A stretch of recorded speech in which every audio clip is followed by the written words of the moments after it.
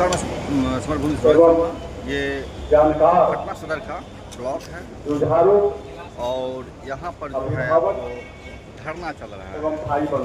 ये धरना लगातार सीरीज में चलता चला जा रहा है पूरे लगभग पटना जिला के अंदर, और ये इसका अगला चरण है। इसके पहले आपको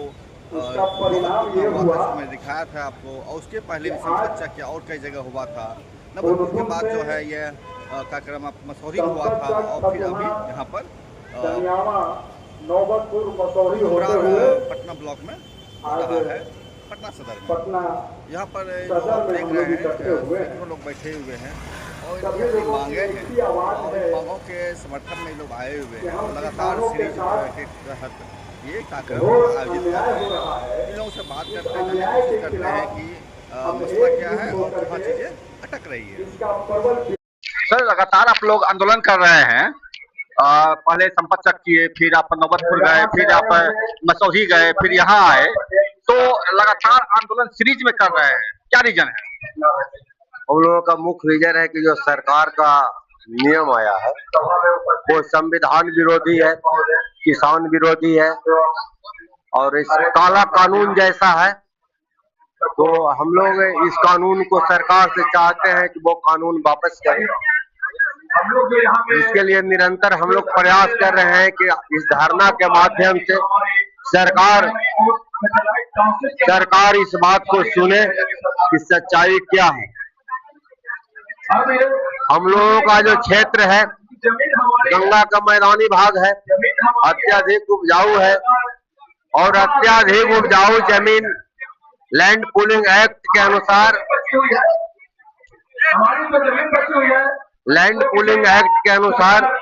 मात्र 2 कार्य के लिए लिया जाता है, सड़क मार्ग और रेल मार्ग के लिए। और सरकार जो है टाउनशिप के नाम पर हमारा जमीन को अधिग्रहण करना चाहती है, छीनना चाहती है। ये सरकार बिजली बेच चुका, रेल बेच चुका, प्लेटफार्म बेच चुका, देश के खदान गोदाम बेच चुका। अब ये चाहता है कि जमीन भी हम किसानों से छीन लें और छीन कर अडानी जी को दे दें।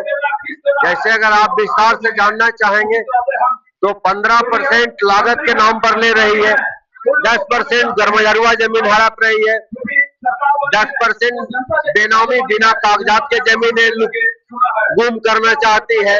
मिला जुला के 35% जमीन सरकार जो है वो अडानी ग्रुप को दे देना चाहती है, और उसमें लगभग 50,000 बीघा जमीन मुफ्त में अडानी जी को हो जाएगा।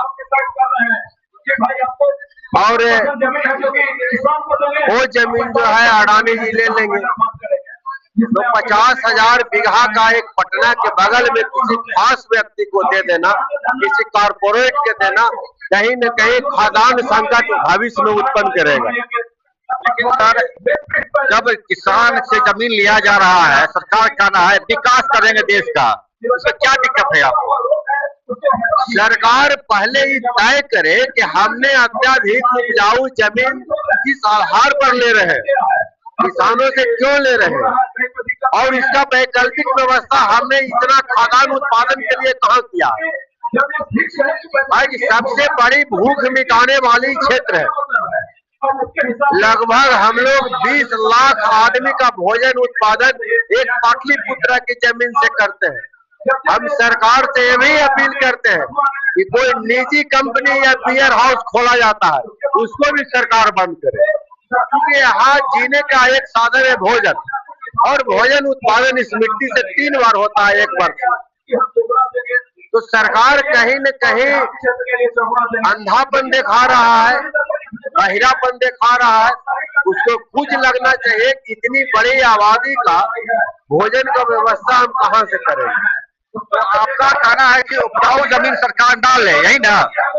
उपजाऊ जमीन है उसको छोड़ दे सरकार, वो अगर कोई निजी कंपनी भी लगा रहा है उसको भी बंद होना चाहिए। और जो किसान इसी को सुदृढ़ करे हो कि अगर हमारा प्रति एकड़ जमीन 20 क्विंटल पैदा देता है, उसको हम कौन सा मैंने तकनीकीकरण से उसको सुसज्जित करें जो 20 की जगह 40 क्विंटल जब पैदावार हो। ये नहीं कि हम पैदावार को पूरे को सिमट ले। इसमें सरकार की साजिश है, संलिप्तता है। ये जमीन उसको मुफ्त में देना चाहता है और उससे फिर अपने परिवार के ट्रस्ट के नाम पर चंदा के रूप में लेगा। मेरा कहना है कि आपको आपत्ति इस बात से है कि सरकार उपजाऊ जमीन ले रही है। अगर उपजाऊ जमीन ना ले अगर तो कोई आपत्ति नहीं होगी आपको। उपजाऊ जमीन नहीं ले अगर तो कोई आपत्ति नहीं होगी।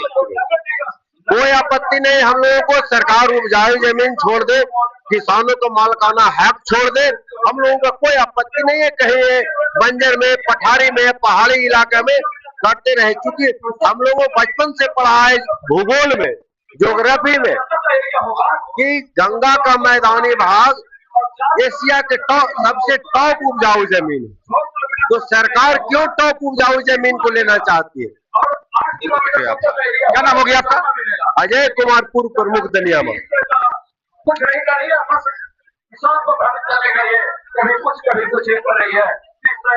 लगातार आंदोलन कर रहे हैं। कभी इससे पहले आप संपत चक में थे, फिर आप नौबतपुर गए, फिर मसौरी आए, फिर आप यहाँ पर आए। तो लगातार सीरीज में मूवमेंट कर रहे हैं। सीरीज में क्यों कर रहे हैं? सॉरी, सीरीज में क्यों कर रहे हैं? एक के बाद एक ब्लॉक। हम सीरीज में इसलिए कर रहे हैं कि हमारा 274 के जो गांव है, नौबतपुर से उठाइए, नौबतपुर, पुनपुन, मसौरी, धनरुआ, फतुहा, संपतचक और दनियामा, ये सभी प्रखंडों का जमीन जा रहा है। तो इसलिए हम सभी श्रेणी में ब्लॉक में इसलिए कर रहे हैं कि हम सभी किसानों को जगा सके और यहाँ के बाद हम सीएम को घेराव करेंगे। पटना में सभी सैटेलाइट सिटी, 12 सैटेलाइट सिटी के जितने भी किसान हैं, सब मिलके हम सीएम का घेराव करेंगे और बताने का कोशिश करेंगे कि आप अगर हमारी जमीन लेना चाहते हो तो हम आपको जमीन लेने नहीं देंगे। जमीन हमारे आजीविका का साधन है, हमारे बच्चे का भविष्य है, यही हमारा पहचान है, यही हमारा अस्तित्व है। इसे आप मिटाना चाहते हो, हम जब तक हमारे शरीर में जान है हम इसे नहीं होने देंगे। जान दे देंगे लेकिन जमीन नहीं देंगे। मेरा ये सवाल रहेगा, पटना जिला में कितना जमीन सरकार ले रही है कुल?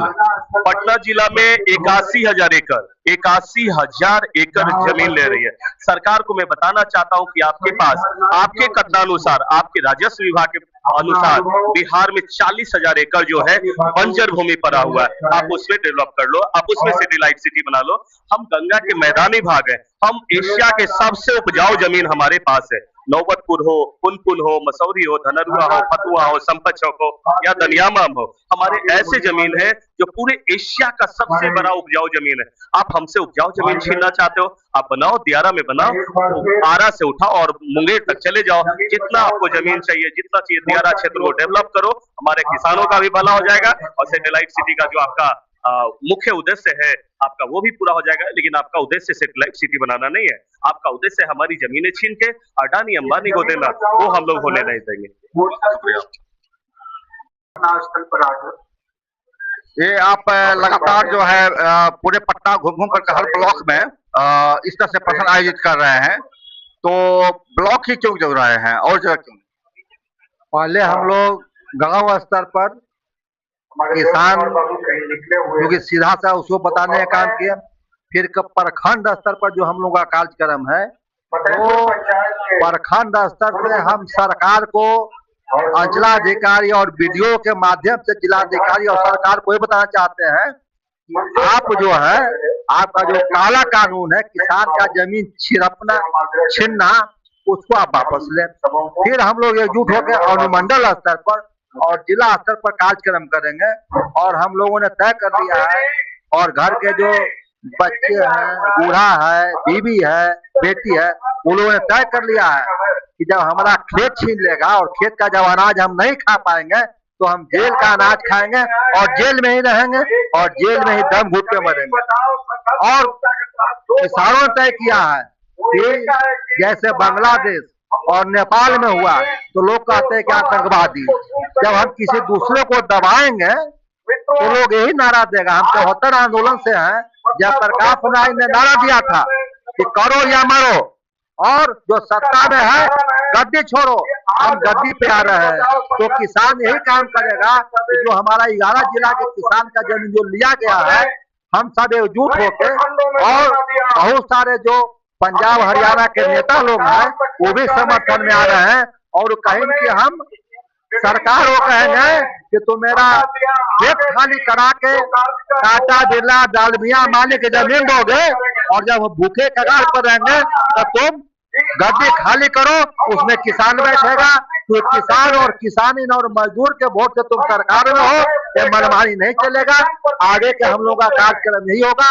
इसलिए हम लोग प्रखंड स्तर के माध्यम से, बीडीओ अंचलाधिकारी के माध्यम से डीएम को और मुख्यमंत्री को जताने का काम कर रहे हैं। फिर अनुमंडल स्तर पर कार्यक्रम होगा, फिर जिला स्तर पर काम करोगा और फिर हम लोग गांधी मैदान में पूरे बिहार के 11 जिला के किसान जुटेंगे और फिर जेल भरो या सम्राट चौधरी गद्दी छोड़ो, किसान आ रहा है, हम लोग एक कार्यक्रम करेंगे और शांति प्रिय करेंगे। हम लोग आतंकवादी नहीं है, हम लोग कोई किसी पर जुल्म नहीं ढाएंगे, लेकिन जब सरकार हम लोग पर गोली चलाएगा, जेल भेजेगा, उसके लिए हम लोग तैयार है, मरने मिटने के लिए तैयार है, लेकिन जमीन हम लोग छोड़ने के लिए तैयार नहीं। अंतिम सवाल आ रहे हैं वो, ये जो प्रोग्राम हो रहा है सिर्फ पटना में हो रहा है या बिहार के पटना? हम लोगों ने चाहे हो दीदारगंज प्रखंड हो, पुनपुन हो, संपा चौक हो, धनरुआ हो, मसौढ़ी हो, पुनपुन हो, नौबतपुर हो, प्रखंड वाई प्रखंड हम लोग किसान एकजुट होकर सरकार को सूचना दे रहे हैं प्रखंड के माध्यम से कि आप जो जिद पर आ रहे हो कि हम किसान का जबरदस्ती जमीन छीन लेंगे, उसको आप छोड़ने का काम करो, नहीं तो हम फिर आगे की रणनीति बनाएंगे और कहेंगे कि आप। मेरा सवाल है कि सिर्फ पटना जिला में ही कर रहे हैं कि पटना के बाहर भी कर रहे हैं? अभी हम लोग पटना जिला में कर रहे हैं और जो 11 जिला के लोग हैं हम लोगों से संपर्क में हैं। फिर हम लोग गांधी मैदान में 11 जिला के लोग जुटेंगे, उसमें किसान और मजदूर, उसके पूरे बाल बच्चा महिला सारे लोग शामिल होंगे। बहुत शुक्रिया। क्या नाम हो गया आपका? विजेंद्र बहादुर, अलावलपुर। आपके पास पैसे नहीं है, आप किस शिक्षा देना होगा। तो ये आपने सुना, उपजाऊ जमीन सरकार ले रही है, इसके खिलाफ है ये। कौन सी प्रोजेक्ट बनाना इनको अगर है तो ये अपना बंजर जमीन जहाँ है, जहाँ कृषि का उत्पन्न नहीं हो पाता है, हर जगह है, वहाँ पर जमीन ले। ये उत्पादक जमीन जहाँ पर की खेती होता है, अन्न पैदा होता है, उस जमीन को छीनने की जो कवायद चल रही है, ये एक बड़ा सवाल है। आखिर सरकार बंजर जमीन पर उद्योग क्यों नहीं लगाती, बंजर जमीन पर टाउनशिप खड़ा क्यों नहीं करती, उपजाऊ जमीन पर ही नजर टिकाए हुए क्यों है, ये एक सवाल है। और इस सवाल को लेकर के ये प्रोटेस्ट आप देख पा रहे हैं। बहरहाल देखते रहिए, लाइक कीजिए, शेयर कीजिए, जुड़े रहिए। नमस्कार। आ रही है, हम एक बात सुने थे, चिड़िया चरित्र दैवो न जाने।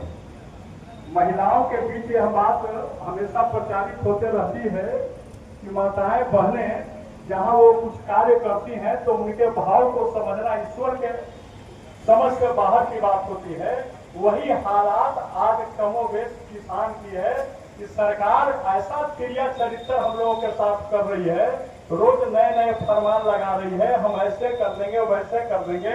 आप देखिए, आज ही अखबार के पन्नों में आया, क्योंकि हम लोग उदाहरण देते हैं बराबर कि पटना में आवास बोर्ड के जमीन इतना ले लिया, आज तक कुछ नहीं किया, सबको फंसाए रखा 50 साल 60 साल 70 साल से। उसी का परिणाम है कि आज अखबार में निकला कि 32.5 एकड़ जो कुम्हरार में कंकरबाग में आवास बोर्ड का जमीन है, उस पर 9 मंजिला मकान बनाया जाएगा और बहुमंजिला मकान बना करके 3 साल में, यहाँ तो हम लोगों को 3-4 महीना का समय है, दिमाग को डाइवर्ट करने के लिए वहां ऐसे ऐसे बुद्धिजीवी लोग बैठे हैं, कुछ न कुछ नया नया फरमान जारी करते रहता है। दूसरी चीज, अब ये लैंड पूलिंग की बात नहीं कर रहे, जमीन खींचने की बात नहीं कर रहे, अब ये कह रहे हैं कि आपकी जमीन हम ले लेंगे। अशोक बाबू ने विस्तार से बताया, जमीन ले लेंगे और उचित मूल्य आपका दे देंगे। आज तक किसी ने नहीं बताया कि 3 गुना 4 गुना देंगे, कितना देंगे। पहले 1 सप्ताह का समय लिया, फिर 2 सप्ताह का समय लिया, अब कह दिया महीना के बाद, महीना के अंदर जिनको आवश्यकता है उसको दे दिया जाएगा। जमीन ले ली जाएगी। अरे भाई, जमीन लेने का प्रावधान आपका क्या होगा? आप 4 पॉइंट उस पर लिख दिए, जमाबंदी दे दीजिए, आप खतियान दे दीजिए, ये दे दिए, वो दे दीजिए, इससे जमीन ले ली जाएगी। आप बार बार कहते हैं कि बिना निबंधन शुल्क के, बिना स्टाम्प के कोई खर्च नहीं होगा, आपकी जमीन हम देंगे, आप पैसा लीजिए। कहाँ ऐसा आज तक देखा गया कि जो जमीन बेचता है उसको भी कोई स्टाम्प शुल्क लगता है? गजब गजब स्थिति है भाई, ये बात समझ से परे है।